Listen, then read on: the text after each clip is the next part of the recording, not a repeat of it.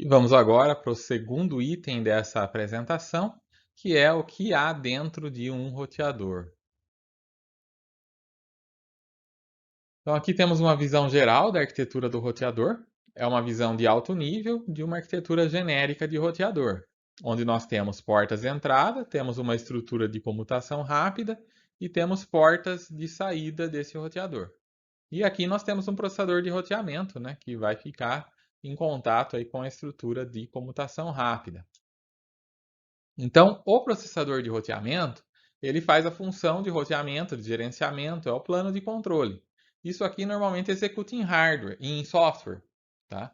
Isso executa em software porque você não precisa de ter, você não tem restrições de tempo tão sérias aqui. Você pode operar na faixa de milissegundos até segundos aqui que não tem tanto problema. Tá? O processador de roteamento é o que vai calcular aí as rotas, né, que cada, que cada pacote vai tomar, né, segundo as informações aí que estão no cabeçalho. Então isso ou é calculado internamente aqui, né, usando o processador do próprio roteador, com as informações que ele recebe de acessibilidade de cada hospedeiro aí, de grupos de hospedeiros que ele recebe de outros roteadores, ou ele pode ser só um agente que está em comunicação com um outro processador externo que vai estar calculando isso de maneira centralizada e enviando para ele. Mas de qualquer forma, isso tipicamente roda em software e não tem uma restrição de temporização tão alta e pode então operar na faixa aí dos milissegundos tranquilamente. Já essa parte de baixo aqui, né, as portas de entrada, de saída e a estrutura de comutação, isso faz parte do plano de encaminhamento de dados, do repasse. E isso normalmente é implementado em hardware, porque você precisa que isso seja bem rápido, que isso opere aí na taxa de nanosegundos. Por que que é assim, né? A estrutura de computação rápida, ela precisa comutar para todas as portas de entrada e todas as portas de saída, né? Ela não pode, se você tem portas, por exemplo, de 1 GB, tem aqui, digamos, 8 portas de 1 GB, você não pode comutar 1 GB, porque senão se tiver mais de uma porta transmitindo, nenhuma vai conseguir chegar no limite, né? Então, o ideal é que você tenha uma estrutura aqui, tem 8 portas de 1 GB, você tem uma estrutura que tem que funcionar com 8 GB, para não criar gargalo aqui para as entradas, para que todas consigam eventualmente atingir a sua velocidade máxima, né? Então, o software não acompanha essa velocidade. Então, você precisa implementar isso em hardware para conseguir dar conta aí de comutar isso rapidamente. Quanto mais rápidas forem as portas e tanto de entrada quanto de saída, e quanto mais portas você tiver, mais rápida precisa ser a sua estrutura de comutação. Então, tipicamente isso hoje é implementado em hardware. E a comunicação aí é feita, né? O processador de roteamento ele calcula as rotas e copia isso já para as portas de entrada aqui, para que, né, o pacote que está entrando ele já decida aqui para qual porta, né? Através dessa tabela ele já sabe qual que vai ser a porta de saída e aí ele passa pela estrutura de comutação para poder chegar, né, à porta pela qual ele vai sair dessa estrutura, né, pela porta pela qual ele vai prosseguir o seu caminho aí para o próximo roteador. Então vamos analisar agora cada estrutura individualmente. Vamos começar com a porta de entrada. Então vocês viram que a porta de entrada lá tinha 3 caixinhas, né? O que que isso quer dizer? Essa caixinha verde é a camada física, é onde fica a terminação de linha. É a recepção da porta no nível de bits mesmo, tá? Então aqui é que vai estar sendo recebido aqui o cabo de cobre ou a fibra, né? E a representação, então, do que é bit 1, o que é bit 0 vai ser feita aqui na camada física, na terminação de linha. Nessa caixinha azul, nós temos o protocolo da camada de enlace, tá? Que vai ter a função de receber os quadros, né, da camada de enlace que estão vindo aqui do outro, né, através desse enlace, que estão vindo aqui do outro switch, do outro roteador, tá? Então aqui pode ser, por exemplo, Ethernet, Wi-Fi, né? Você tem um protocolo aqui que está dando conta disso. Internet a gente vai ver lá no capítulo 6. E aqui na terceira caixinha nós temos a função da camada de rede mesmo, né? Nessa caixinha vermelha, que é a função de procurar, encaminhar, enfileirar. Então, cada pacote que chega aqui, ele entra aí na fila e ele vai então consultar a tabela de encaminhamento para saber para qual porta de saída que ele vai prosseguir. Então, ele olha lá, né? Esse pacote vai ser analisado, as informações de cabeçalho dele vão ser analisadas, e aí, isso é tudo feito em hardware, tá? Porque tem que ser muito rápido, então ele vai olhar aqui a tabela e vai saber para qual porta de saída vai. Ou, eventualmente, isso vai ser entregue para o controlador, porque é um pacote de controle, é um pacote que está vindo, né, por exemplo, de um outro roteador, né, para entregar aí alguma informação de controle. Então a computação ela é descentralizada, né? Cada porta vai estar fazendo o seu próprio lookup aqui de maneira independente. E usando então os valores do campo de cabeçalho, você procura a porta de saída usando a tabela de encaminhamento na memória da porta de entrada, tá? Que a gente chama de combinação mais ação. Você vai ver quais você vai olhar as informações de cabeçalho e vai ver se você dá algum match ali, né? Se alguma dessas informações combina com alguma regra e se combinar com aquela regra, qual que é a ação que tem que ser tomada, né? Que é encaminhar para a saída tal ou encaminhar para o controlador ou jogar o pacote fora porque ele não deve ser encaminhado. Então essa decisão é feita aqui logo aí como função da porta de entrada. Lembrando que essas portas não tem nada a ver com a porta da camada de transporte que a gente estava falando antes, tá? Então, a porta aqui é a porta do roteador mesmo, a porta física do roteador. Não é a porta lá da camada de transporte, tá? Não confundam isso, apesar de levar o mesmo nome. E o objetivo aqui, então, é fazer o processamento de porta de entrada completo na velocidade da linha. Né? Isso quer dizer o quê? Né? Que você tem que processar isso rápido, né? Para não, né, virar um gargalo. Então, se você tem aqui uma porta de 1 GB, você tem que fazer esse lookup aqui de forma que se consiga manter essa taxa de 1 GB. Senão, né, você vai criar um gargalo aqui e isso não pode acontecer. É uma falha de projeto se isso acontecer. Você tem roteadores hoje, né, que tem 960 portas de 10 GB. Então ele comuta 80 terabits por segundo. Então isso aqui tem que ser feito rapidamente para que ele consiga fazer realmente essa comutação tão rápida. E aqui pode acontecer fila, né? Vai ter enfileiramento se os datagramas chegarem mais rápido do que a taxa de encaminhamento para dentro do elemento de comutação. E aí pode acontecer então de enfileirar aqui. Vai ter situações em que o pacote precisa esperar para usar a estrutura de comutação, como a gente vai ver. Então aqui podem acontecer filas, tá? Pode haver enfileiramento aqui, mesmo que você faça, né, o processamento na velocidade da linha.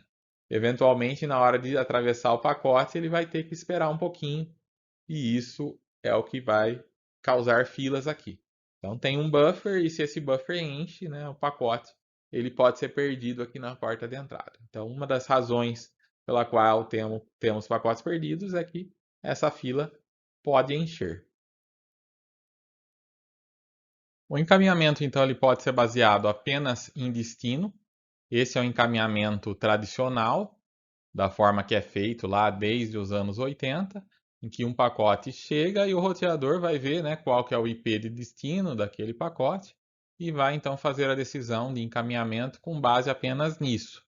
Tá? Isso equivale a você ter uma estrada onde os carros vão chegar numa determinada bifurcação e vai ser determinado por qual caminho eles vão seguir com base apenas no endereço para qual eles estão seguindo, tá?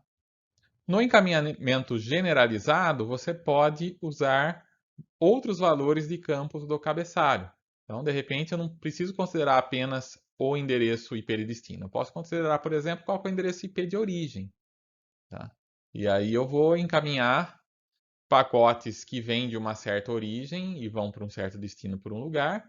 E mesmo que o destino seja o mesmo, mas se a origem é outra, eu posso escolher um outro caminho. Então, eu posso definir que pacotes que vêm de uma determinada rede vão seguir por um enlace que é mais rápido e outros vão seguir por um enlace que é mais lento.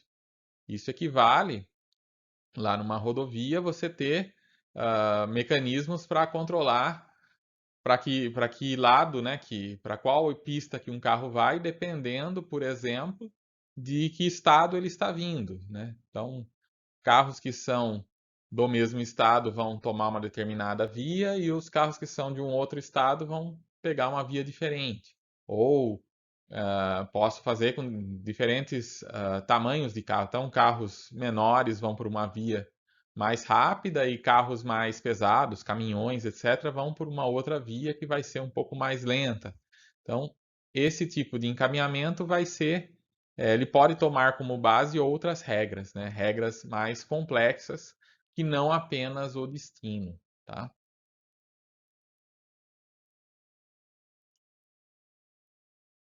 Então, aqui temos um exemplo do encaminhamento baseado em destino. Então, você tem faixas de endereço IP. Então, por exemplo, dessa aqui está em binário, né? Então, desse IP até esse outro IP aqui, eu vou usar a interface 0. Desse IP até esse outro IP aqui, eu uso a interface 1. Desse outro até esse outro, a interface 2. E se não cair nenhuma dessas faixas, eu uso a faixa 3. Eu uso a interface 3, tá? Então, isso pode ser uma regra de encaminhamento simples aí, com base em destino. Mas o que acontece se a faixa de IP não se dividir tão bem assim, né? Se de repente, né, aqui está bem certinho, né? Se não for desse jeito aqui, né? Como que eu posso fazer? Aí existe então a questão do prefixo. E aí eu posso criar regras que o destino vai ter que concordar com alguma dessas regras aqui, com algum desses prefixos. Eu vou olhar o IP e vou tentar ver qual desses prefixos que combinam com ele. Então tem que começar com 11001 tal, mas quando chega aqui nesse asterisco, isso quer dizer que pode ser qualquer coisa, que pode ser tanto 1 quanto 0, que aí vai dar o match assim mesmo. E aí a regra é a de concordância com prefixo mais longo. Então eu posso ter faixas que se sobrepõem aqui. Então, por exemplo, essa faixa aqui, na verdade, está dentro dessa, né? Porque, né, se você olhar aqui, toda essa parte aqui é igual à de baixo. Só esses 3 zeros que estão a mais. Então, isso é um prefixo, e isso é um prefixo, e esse prefixo, esse terceiro, inclui o segundo. Então, como que eu faço para saber qual que eu uso aqui, né? Se deu match nos dois. Se der match em dois, eu vou usar aquele que for mais longo. Então, no caso de empate entre esses dois, eu vou usar esse. Empate não, né? Se no caso que der match entre os dois, eu vou usar esse aqui, tá? Eu vou usar esse aqui porque ele é o maior. Ele é o mais longo. Então, aqui temos dois exemplos. No caso desse IP, qual interface que eu vou escolher? Tá? Observem aí. Ele vai dar match com a número 0, não vai dar com a 1 nem com a 2. Então, é a 0. Né? Nesse caso, claramente é a 0.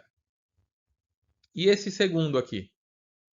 Esse segundo, com a primeira, não bate, porque tem um bit diferente aqui, né? Então, já não vai servir a primeira, a 0. Com essa daqui dá certo, né? Olha, compara esse prefixo com esse prefixo. Tá batendo. Tá? Aqui deu um match. E o terceiro? O terceiro também deu match, né? Porque isso aqui é igual a isso aqui. E agora, qual que eu escolho, né? Tanto a 1 quanto a 2 deram match. Então, vale a concordância com o prefixo mais longo. E no caso, é esse aqui. Então, nesse caso, a interface escolhida vai ser a interface do número 1.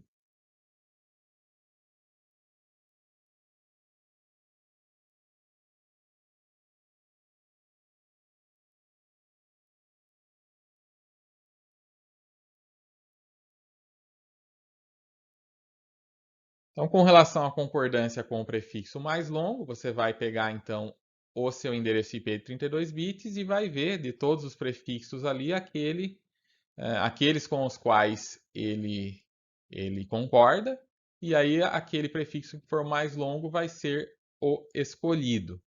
Logo, nós vamos ver por que, que essa regra é muito útil, por que, que ela é usada, por que, que nós usamos a concordância com o prefixo mais longo. Isso vai ficar bastante claro quando nós estudarmos a questão de endereçamento.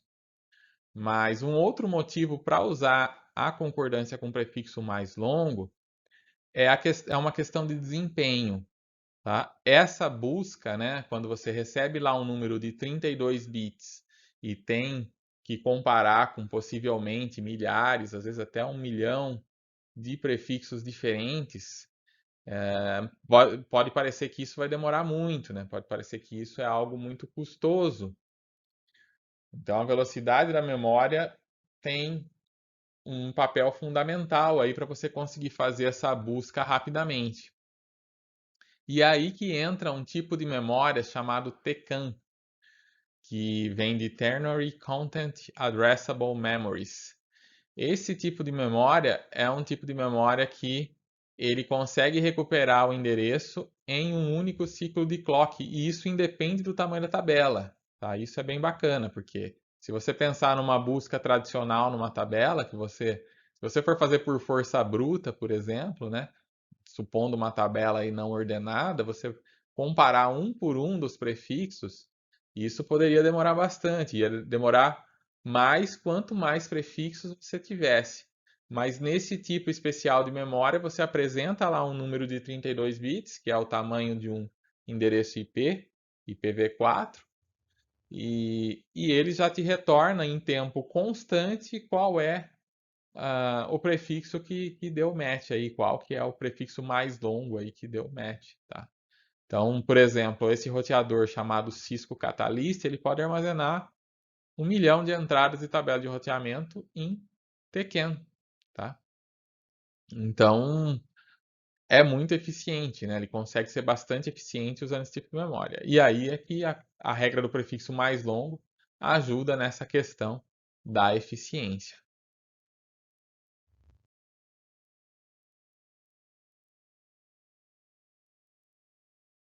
Então, falar agora das estruturas de comutação. Elas servem para transferir pacotes do buffer de entrada do roteador para o buffer de saída apropriado. Quando um pacote chega, o roteador vai conferir as informações de cabeçalho para decidir para qual saída esse pacote deve ser encaminhado, deve ser repassado. E para isso, né, para que seja deslocado esse pacote do buffer de entrada para o buffer de saída, nós usamos uma estrutura de comutação. A estrutura de comutação tem uma taxa de comutação, que é a taxa na qual os pacotes podem ser transferidos das entradas para a saída. E normalmente isso é medido como um múltiplo da taxa da linha de entrada e saída. Tá? Então, o desejável é que, se você tem n entradas, a taxa de comutação tem que ser n vezes a taxa de linha. Então, como eu falei lá atrás, né? Se você tem, por exemplo, um roteador com 16 entradas e você tem essas entradas são gigabit, então o ideal é que a sua estrutura de comutação comporte pelo menos 16 gigabit. Assim, todas as portas podem chegar a funcionar na sua velocidade plena, né? Existem basicamente três tipos de estrutura de comutação, que é a de memória, a de barramento e a de rede de interconexão. Vamos falar sobre cada uma delas nos próximos slides.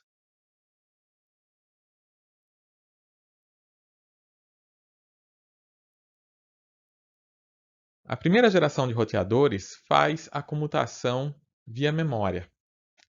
São computadores tradicionais que fazem a comutação sob controle direto da CPU. Então, os pacotes eles são copiados para a memória do sistema. Ali a CPU verifica, né, as informações de cabeçalho para saber para onde esses pacotes serão encaminhados. E daí esses pacotes são copiados para a porta de saída. Tá? Então, fica algo mais ou menos assim, né? Uma porta de entrada, por exemplo, uma Ethernet. Esses pacotes que chegam são copiados para a memória principal e depois são copiados para a saída apropriada, que pode ser também uma Ethernet. Então, a velocidade fica limitada pela largura de banda da memória, porque ele precisa fazer duas travessias no barramento de memória por datagrama, né? Uma para escrever na memória e outra para escrever da memória para a porta de saída. Tá? Então, essa foi a primeira forma de se fazer comutação. Usava-se computadores tradicionais para isso. Inclusive, existiu uma distribuição do Linux chamado Coyote, que era bem pequena, cabia em um disquete, e a função dela era justamente a de fazer um computador virar um roteador. Então, as pessoas, aquele tempo não tinha, né, roteadores de baixo custo, acessíveis para uso residencial, pequenas empresas, né? Não tinha algo pequeno e barato. Então as pessoas acabavam usando um computador antigo, né? Pegava lá um micro mais antigo e usava ele como um roteador. Colocava lá a quantidade de placas de rede necessárias nesse computador e fazia então com que a CPU fizesse essa função de comutação. Ainda existem roteadores modernos que usam a computação via memória. Isso ainda é feito, só que hoje eles estão um pouco diferentes, tá? Eles fazem o processamento na própria linha, né? Então é meio que múltiplas CPUs compartilhando uma memória. E com isso você tira aquela sobrecarga da CPU principal de ter que fazer tudo, né? De fazer o processamento de um pacote por vez, né? Então você acaba tendo assim, vira um ambiente multiprocessado com memória compartilhada e aí eles conseguem ser eficientes. Uma outra forma de fazer a comutação é via barramento. Nesse caso, o datagrama da memória da porta de entrada vai para a memória da porta de saída usando um barramento que é compartilhado entre todas as entradas e todas as saídas. Então, quando um pacote chega aqui na porta de entrada, ela verifica qual que é a porta de saída que vai ser a destinatária desse pacote e ela acrescenta um, um cabeçalho de uso interno, tá? Só dentro do roteador. Ela coloca esse cabeçalho no pacote e encaminha ele no barramento. Quando ele cai no barramento, as portas de saída vão comparar, elas vão pegar esse pacote, vão olhar esse cabeçalho interno e, se corresponde a elas, ela copia o pacote. Se não corresponde, ela ignora o pacote. Então, assim, todas as portas de saída vão ver o pacote no barramento, mas só a destinatária que vai pegá-lo. E, claro, né, só passa um pacote por vez aqui no barramento. Então, a velocidade acaba existindo então a contenção de barramento. A velocidade de comutação fica limitada pela largura de banda do barramento. Nos roteadores da série Cisco 5600, por exemplo, existe um barramento de 32 gigabits por segundo, que é a velocidade suficiente para roteadores de acesso e roteadores corporativos. Então, comutação via barramento é muito usada nos roteadores atuais, e é uma forma eficiente aí de fazer a comutação. Tá? Então, um barramento compartilhado para todas as portas e todas as saídas. E passando, então, um pacote por vez aqui no barramento. Então, tem que ser rápido o suficiente para não, né, limitar aqui a velocidade das portas.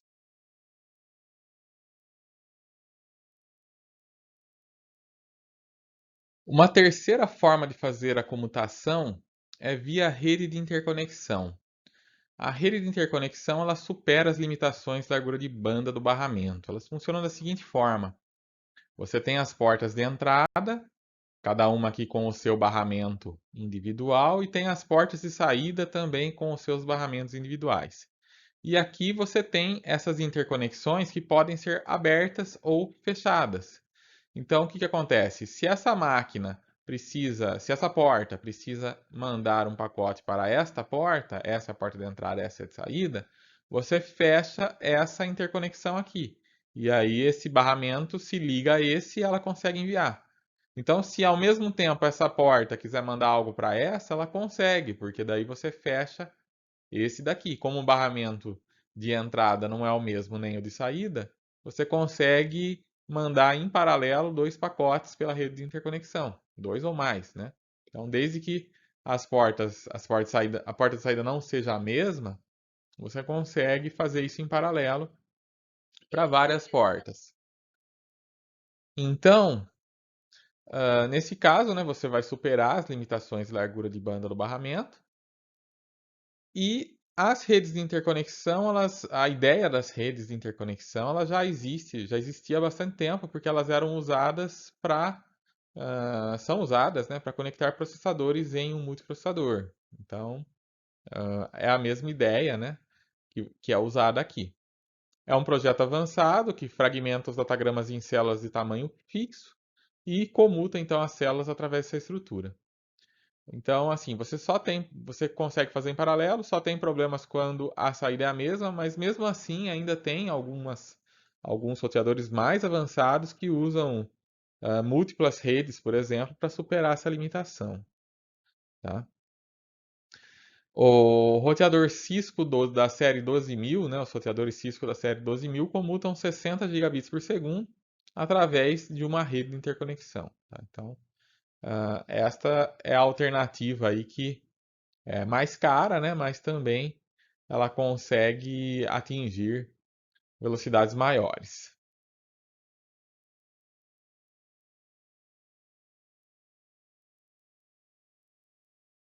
Falar agora de filas.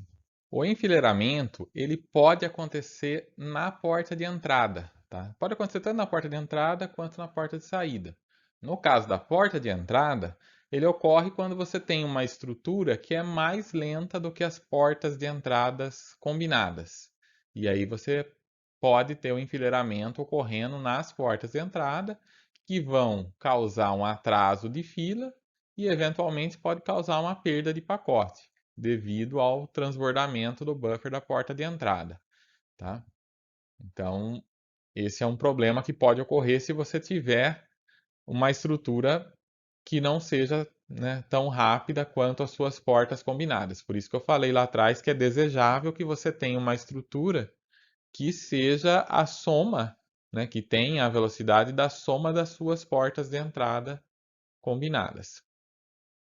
Um outro problema que pode ocorrer até mesmo em redes de interconexão é o bloqueio de cabeça de linha, tá?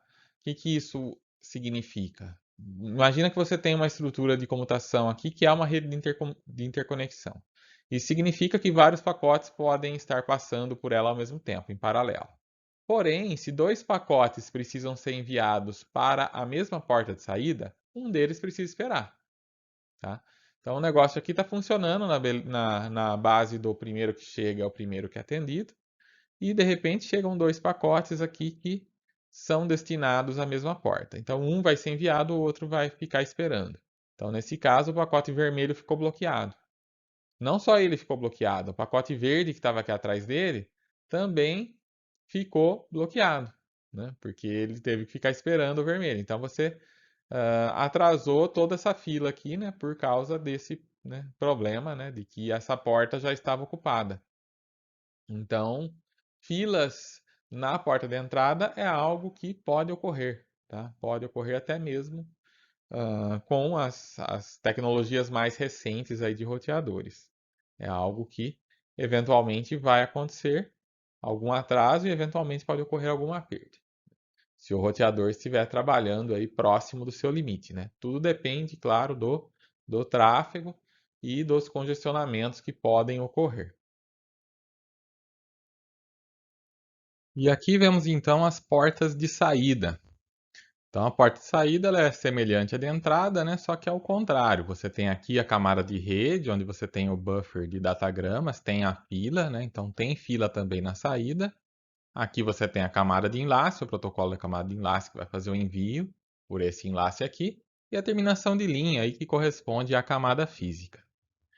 Bom, então aqui você precisa de um buffer, né? Você precisa ter um buffer para armazenar os datagramas que vão chegando ah, quando a estrutura de comutação, né, é mais rápida do que esse enlace, eventualmente vai acontecer de você ter mais pacotes aqui, né, você vai ter mais pacotes chegando aqui do que a capacidade de transmissão desse enlace. Então vai naturalmente formar uma fila. E aí você pode ter então uma disciplina de escalonamento que vai escolher dentre os pacotes que estão enfileirados para transmissão. Você pode, né, a maneira mais simples é o primeiro que chega é o primeiro que sai, né? Então, o primeiro que vai chegar aqui vai ser o primeiro que vai ser encaminhado. E se a fila encher, você começa a jogar fora os pacotes mais antigos. Mas existem formas muito mais avançadas do que essa de lidar com a fila. Você pode criar prioridades, você pode, com base em campos do cabeçalho, escolher pacotes para enviar primeiro, passar alguns na frente aqui da fila. E na hora que chega um pacote e a fila está cheia, não necessariamente você vai descartar o pacote que acabou de chegar. Você pode optar por descartar algum pacote que já está aqui dentro, né, que tem uma prioridade menor, por exemplo. Tá? Então, a prioridade ela pode ser dada desde a partir dos campos aí do próprio cabeçalho de rede, né, do cabeçalho do IP, por exemplo, né, no caso do IP, mas também pode ser, em alguns roteadores, né, você tem até as opções de tentar analisar os protocolos de camadas superiores, né, que o roteador normalmente não trata. Mas nesse caso você tem aí a opção, né, de olhar os campos do protocolo TCP, por exemplo, ver números de porta e assim priorizar pacotes, né, como tem portas que são relacionadas com determinado serviço. Então eu sei que uma conexão numa porta 80 tem uma grande chance de ser web, né? Então eu posso priorizar, né? Falar, olha, conexão web 80 tem uma prioridade maior do que uma conexão em outras portas, portas mais altas, enfim. Eu posso criar disciplinas de escalonamento assim. E em último caso, né? No caso mais avançado aí, eu posso até abrir mesmo ah, o pacote da camada de aplicação e ver qual que é a aplicação, né, que está enviando aquele pacote. Analisar ali o pacote para tentar determinar qual que é a aplicação e assim eu posso priorizar, por exemplo, pacotes de voz sobre IP, de jogos online e dar uma prioridade menor, por exemplo, para downloads, para torrent, né? Então, essa questão de disciplina de escalonamento ela é muito importante, tá? Então, existem vários protocolos, existem vários algoritmos, né, para escalonar, para fazer essa questão do escalonamento, para decidir quem que vai ter prioridade na fila, etc. E em roteadores mais avançados você pode, inclusive, escolher qual que é o algoritmo que você vai querer usar. Então, a questão do buffer é muito importante porque datagramas que chegam ali e encontram o buffer cheio, eles podem ser perdidos devido ao congestionamento, né, a falta do buffer. E a questão do escalonamento, né? Você pode fazer então um agendamento prioritário, né? Você pode priorizar determinados tipos de pacotes para obter um melhor desempenho na sua rede de maneira geral, né? Só que isso é algo que tem que ser feito com certo cuidado também por conta, né, da neutralidade da rede. Então, de repente, no meu roteador doméstico que eu posso tranquilamente, né, colocar que eu quero dar prioridade para VoIP, para jogos e uma prioridade menor para transferência de arquivos, né? Posso colocar web como intermediário, posso colocar torrent como a menor prioridade. Isso eu consigo fazer e tá tudo bem, né? Tá dentro da minha rede aqui, eu tenho controle, né? Eu posso fazer o que eu quiser com ela. Mas se você pensar na rede de um provedor de acesso, né? Isso já fica um pouco mais complicado, porque aí tem as questões de neutralidade da rede, né? O famoso traffic shaping, que, né, deu bastante discussão, né? Então, um provedor eventualmente pode falar que, para benefício da maioria dos nossos usuários, aí eu vou implementar aqui um escalonamento que prioriza pacotes que o provedor considera importante e diminui a prioridade de pacotes de download, por exemplo, né? E com isso você quebra a neutralidade da rede, né? Você vai estar favorecendo as aplicações, os usuários que têm aplicações que você está considerando como mais importantes. E de repente o outro usuário lá que tem, né, uma centena de torrents lá, você está diminuindo, né, deixando ele com baixa prioridade, deixando ele com uma largura de banda prejudicada, porque você considera que isso está atrapalhando a sua rede, mas, né, do ponto de vista do provedor de acesso. Só que isso é justo, né? A pessoa está pagando também, né? Está pagando o mesmo que os demais, né? Então, até quando isso é justo, né? E com relação a serviços também, né? Imagina um provedor que fala, eu vou priorizar aqui o tráfego do Netflix e não vou priorizar o do Amazon Prime. E aí, como é que fica, né? Você está dando prioridade para um determinado serviço e não para outro. E pro cliente vai ficar a impressão de que um serviço é melhor que o outro, mas na verdade é o provedor que está limitando, né? Que está favorecendo. Então, é complicada essa questão da neutralidade da rede. Então, assim, é interessante fazer o escalonamento, é bom fazer o escalonamento mais inteligente aí do que simplesmente, né, o primeiro que chega é o primeiro que sai, porque você pode ter um desempenho maior, dar prioridade para as aplicações que precisam da prioridade, mas, por outro lado, você tem que tomar um certo cuidado, né? Se você é o administrador de uma rede de provedor e tudo mais, para não esbarrar aí, né? Para não violar legislação vigente aí, cada país tem a sua, enfim.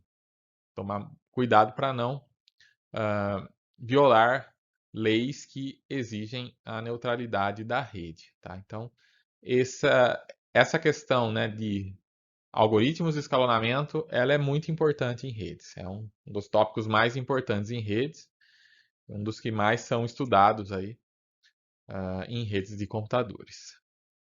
E aqui temos então um exemplo de enfileiramento na porta de saída.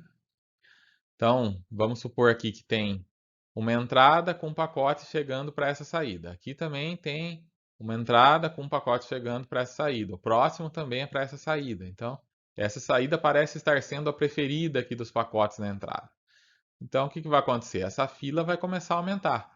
Se esse enlace não der conta de ser mais rápido do que esses pacotes que estão chegando, né, não conseguir transmitir esses pacotes tão rápido quanto eles estão chegando, essa fila vai começar a aumentar e eventualmente já vai ter um atraso aqui por causa do aumento da fila e eventualmente vai ter um atraso maior ainda por causa de perda de pacote, supondo que eles vão ser retransmitidos depois.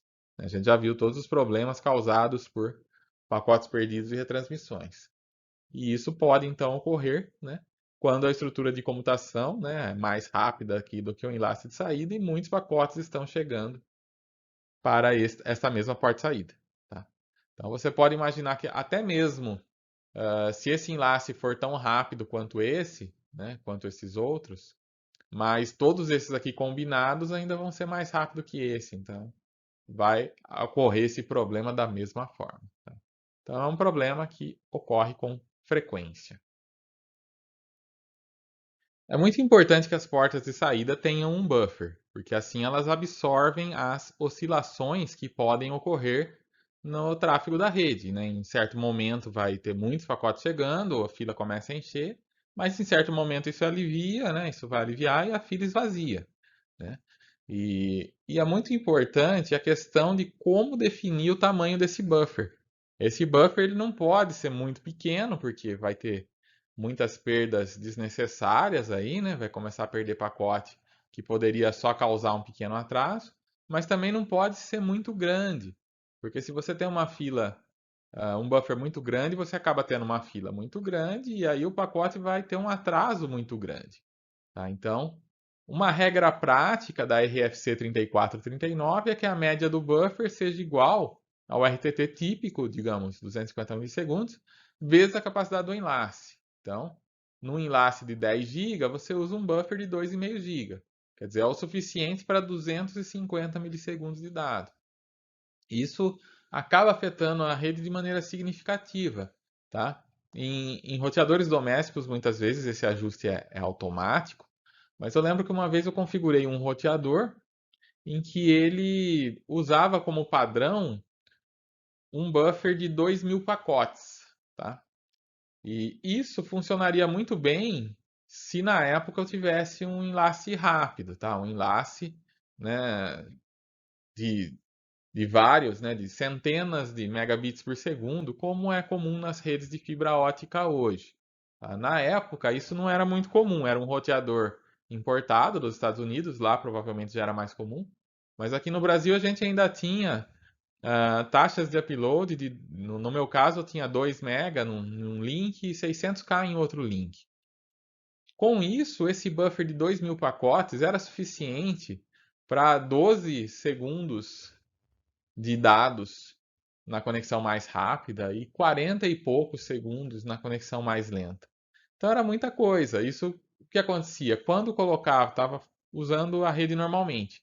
Mas se eu fosse fazer um upload qualquer, enviar um vídeo para o YouTube, por exemplo, o que acontecia era que esse vídeo enchia lá esse buffer e ele tinha lá uma fila muito grande e qualquer outra coisa que eu tentasse fazer, navegar na web, não conseguia. Por quê? Porque os pacotes entravam nessa fila, mas como eles iam ficar lá 40 e poucos segundos, naturalmente a conexão, né, o navegador ia dar a conexão como perdida. Então, assim, foi um problema sério e não tinha esse ajuste fácil no roteador, não tinha na interface padrão. Tinha uma interface escondida lá, uma interface avançada que só era acessível com uma certa URL, e aí você conseguia configurar esses valores da quantidade de pacotes no buffer. Então, quando eu reduzi isso para poucos pacotes, né, de 2.000, reduzi ali para dezenas. Calculei ali, né, que em um link ia precisar de 10 pacotes, no outro 40, usando essa regrinha dos 250 milissegundos. Né? E aí eu deixei só 250 milissegundos de buffer. Ah, e aí isso resolveu o problema, tá? Então, mesmo com o roteador tendo disciplinas de escalonamento, priorização de pacotes, por ele ter um buffer muito grande, isso estava atrapalhando tudo. Isso fazia com que, se eu estivesse fazendo um upload, ficasse inviável usar a rede para qualquer outra coisa. E ajustando o tamanho do buffer para um valor bom, para um valor razoável, né? Isso melhorou bastante, tá? Então, existe um problema de excesso de buffer e causa um probleminha chamado buffer bloat. Tá? Existem até alguns medidores na internet que você consegue calcular essa taxa. Tem aqueles medidores tradicionais de velocidade de enlace, né, que a gente usa para medir a nossa conexão. Mas existem alguns específicos que calculam também esse buffer bloat, que é o quanto tempo, né, o seu pacote está ficando preso ali em buffer, se ele está correndo, né, se ele tá tendo um atraso maior do que o RTT típico aí por conta de buffers grandes aí, maiores do que o necessário, tá? Uma recomendação mais recente, né, é a de que a gente use com N fluxos um armazenamento em buffer igual ao RTT vezes a capacidade do enlace dividido pela raiz desses N fluxos, né? Então, fluxo seria, né, a quantidade de conexões que estão passando por aquele enlace naquele momento. Então, se você tem uma média disso, você consegue calcular esse esse valor de n e usar ele aqui, e aí você pode usar eventualmente um buffer ainda menor, tá? Então, esta é uma situação, né? Esse é um problema muito importante de se resolver nos roteadores, né? Definir um tamanho de buffer que seja adequado para a largura de banda do enlace que está sendo usado.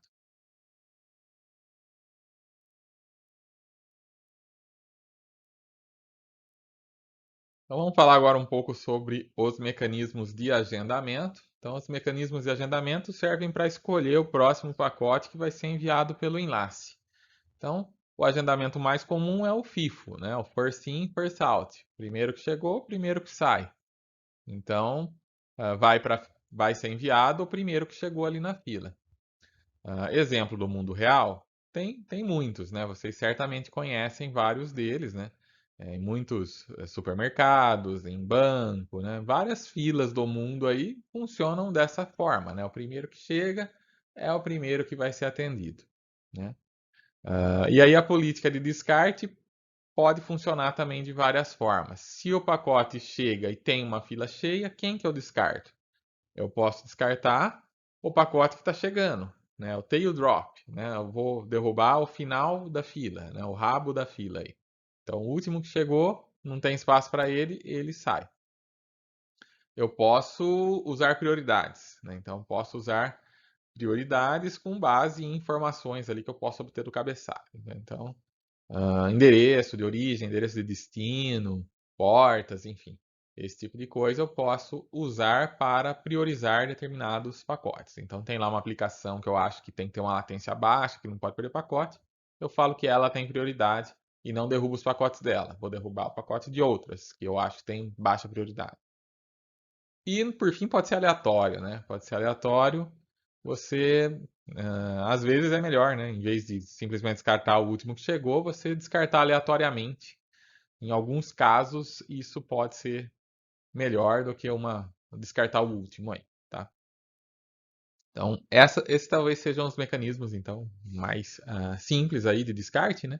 E o FIFO é o mecanismo mais simples de agendamento. Primeiro que chega, primeiro que sai, né? As filas mais simples são assim, né?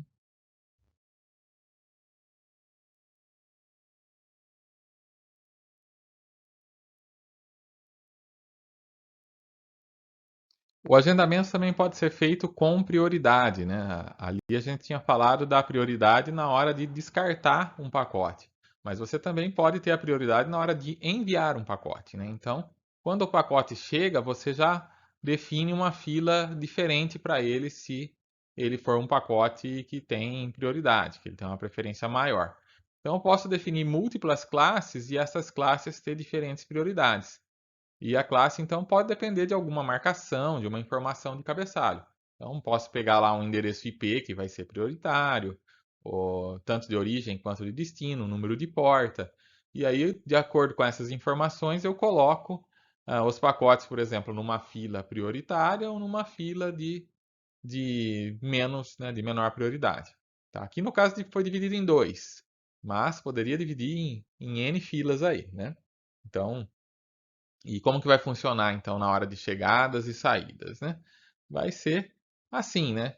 Chegou aqui o pacote 1, não tem ninguém na fila, ele começa a ser transmitido. Chegou o pacote 2, que tem prioridade menor, chegou o 3. O próximo a ser transmitido é o 3, porque o 3 está na fila de maior prioridade, o 2 entrou na fila de menor prioridade. Então, pegou o 3. Depois, quando o 3 terminou de ser transferido, aí, né, como não tem mais ninguém na fila de alta prioridade, aí eu pego um da de baixa prioridade, peguei o 2. Nisso chegou o pacote 4, quando você já está transmitindo um pacote, se chegar outro, você não para, né? Já começou, vai até o final.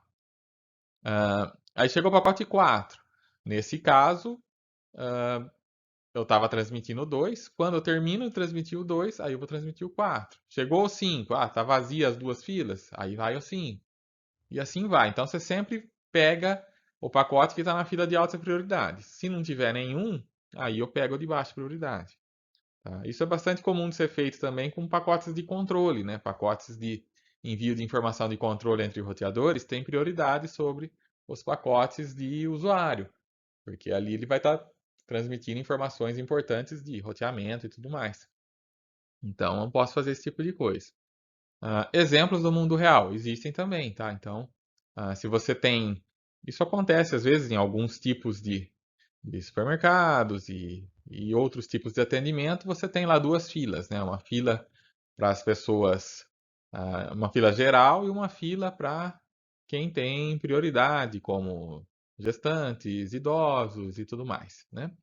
Então, sempre vai ser atendido primeiro quem está ali na fila prioritária. E se essa fila estiver vazia, aí você atende a fila não prioritária. Então, essa é uma forma de ser feito. A política de agendamento do slide anterior, ela tem um problema, né? Se você tiver a fila prioritária sempre cheia, sempre com pacotes ali para serem transmitidos, acaba acontecendo que a outra fila não anda, né? Você acaba atendendo só a fila prioritária e a outra fila acaba não andando nunca. Então, em vez disso, você pode usar um outro tipo de agendamento que é o round robin. Nesse caso, você tem também múltiplas classes, mas você varre ciclicamente as filas de classes, enviando um pacote completo de cada classe, se tiver. Tá? Então, eu vou lá na primeira classe, pego um, vou na segunda, pego um, vou na terceira, pego um, eu volto para a primeira. E se acontecer de uma dessas filas estar vazia, eu passo para a próxima. Tá? Então, aqui temos um exemplo, né? Chegou o pacote 1, o 2, o 3. Então, você transmite primeiro o 1, está na fila vermelha. Depois você transmite o 3, que é o primeiro da fila verde. Depois você transmite o 2, que é o primeiro da vermelha. Aí chegou o 4. Como não tem nenhum na verde, eu vou transferir o 4, que é da primeira.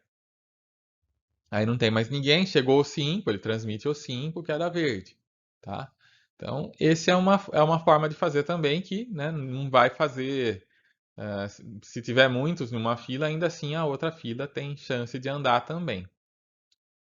Não funciona bem nesse esse caso, né, quando você tem a fila prioritária com mais pacotes do que a fila não prioritária, supondo que você tenha duas, né?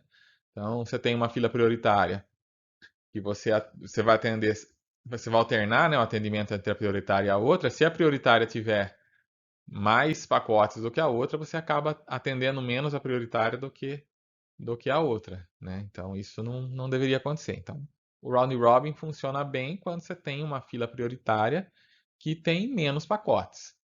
Tá? Isso também acontece em exemplos do mundo real, né? Onde você Se você ficar atendendo duas filas, né, tiver uma fila prioritária, mas tem só um atendente.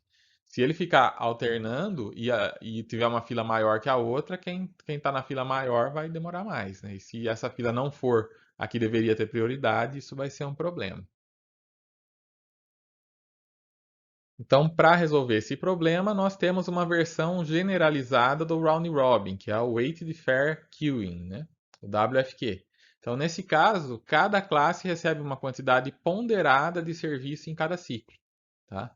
Então, você atende mais aqui a fila prioritária, por exemplo, um pouco menos essa e um pouco menos essa. Então, vamos supor, né? Você vai atender três daqui, dois daqui, um daqui, né? Você vai passar mais tempo atendendo essa do que essa e do que essa. E com isso, né, você consegue atender melhor quem está na fila prioritária, mas você não deixa de, né, mesmo que nunca essa fila esvazie, você não deixa de atender o pessoal que está nessa fila que não é a que tem menos prioridade. Então todo mundo tem uma chance de ser atendido, mesmo que esteja na fila menos prioritária. Eu já reparei que tem muitos sistemas que estão funcionando assim agora, né? Sistemas de senha de espera em banco, em várias instituições, eles trabalham dessa forma. Você pega lá uma senha, que é prioritária ou não, e, e aí você vê que alterna lá, né? Assim, às vezes acontece, né? Chama mais as pessoas que têm prioridade. Eventualmente, alguém que tem prioridade chegou depois e é atendido antes, mas não deixa de atender as pessoas que estão na outra fila também. Não é porque tem alguém na fila prioritária que essa pessoa vai ser necessariamente atendida antes que todas as outras que estão nas outras filas. Então, assim, ele é um sistema mais justo, né? Quem tem menos prioridade pode esperar mais. Mas mesmo quem tem prioridade acaba esperando um pouquinho ali para dar chance para todo mundo ser atendido.